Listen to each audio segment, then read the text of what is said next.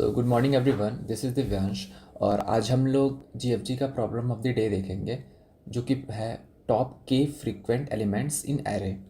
सो इस क्वेश्चन में हमें बोला है कि एक एरे दिया हुआ है और उसमें टॉप के फ्रीक्वेंट आइटम्स देखने हैं। यानी फ्रीक्वेंट आइटम्स मतलब कि जो ऐसे आइटम्स जो एरे में ज़्यादा बार आ रहे हैं, सबसे ज़्यादा बार आ रहे हैं, और ऐसे टॉप के आइटम्स हमें बताने हैं। इसे एक एग्जांपल के थ्रू समझते हैं। जैसे कि पहला एग्जांपल जो है उसको समझते हैं पहले। ओके, सो इस क्वेश्चन में बोला है कि हमें एलिमेंट्स दिए हैं 1 1 1 2 2 और 3। सो अगर हम काउंट करेंगे कौन से एलिमेंट्स कितनी बार आ रहे हैं, सो जो 1 है वो आ रहा है आपका 3 टाइम्स, जो 2 है वो 2 बार आ रहा है, 1 और 2, और जो 3 है, एलिमेंट जो 3 है वो आ रहा है एक बार। सो और हमें पूछा है टॉप 2 आइटम्स जो सबसे ज़्यादा बार आ रहे हैं। तो सबसे ज़्यादा बार कौन 2 आइटम सबसे ज़्यादा बार 1 आ रहा है, जो कि 3 टाइम है, यानी कि एक हमारा पहला आइटम हो गया आंसर में 1, और सेकंड सबसे मोस्ट फ्रिक्वेंट आइटम्स हो गया 2, और वो 2 कितनी बार आ रहा है, 2 बार। सो ये हमारा आंसर हो जाएगा। और अगर बोल रहा है if two numbers have same frequency then the larger number should be given more preference. अगर बोल रहा है कि अगर 2 नंबर सेम फ्रीक्वेंसी, जैसे कि अगर इसी एग्जांपल में अगर 3 3 रहता, सो अब यहाँ पे 3 भी जो जो है वो भी 2 टाइम्स आ रहा है।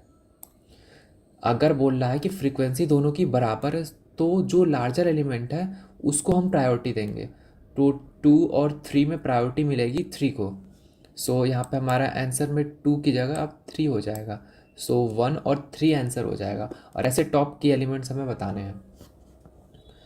सो इसका कई सोल्यूशन हो सकता है। So I think the best solution can be, सबसे पहले हम एक तो मैप में इसको डाल देंगे। तो जो भी हमने एरे बनाया है, जो भी हमारा एरे है, उसके सारे एलिमेंट्स को हम मैपिंग कर देंगे, कौन से एलिमेंट्स कितनी बार आए हैं। सो आप देख सकते हैं यहाँ पे मैंने यूज़ किया अनऑर्डर्ड मैप, और मैंने M P of I T plus plus कर दिया। मैं नम्स में ट्रेवल्स किया और इसके एलिमेंट्स को मैंने प्लस प्लस कर दिया। ठीक है, तो हमारे पास एक अब मैपिंग हो गई की, और फ्रीक्वेंसी मैपिंग हो गई।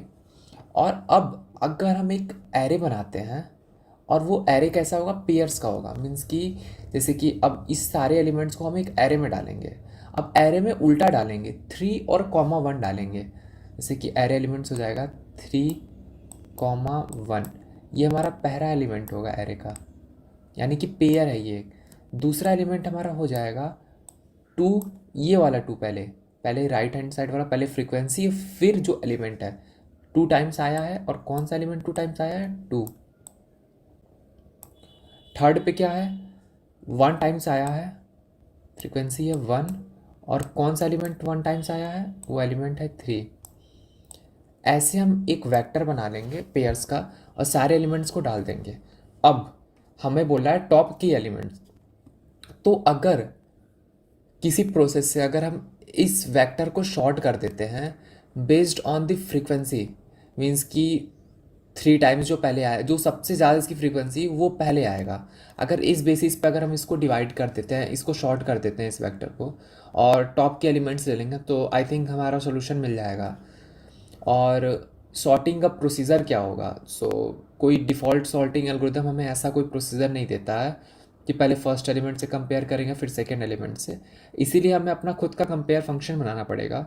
तो मैंने सी प्लस में बनाया। आप सेम फंक्शन चाहे तो आप जावा में बना सकते हैं, कोई डिफरेंस नहीं होगा।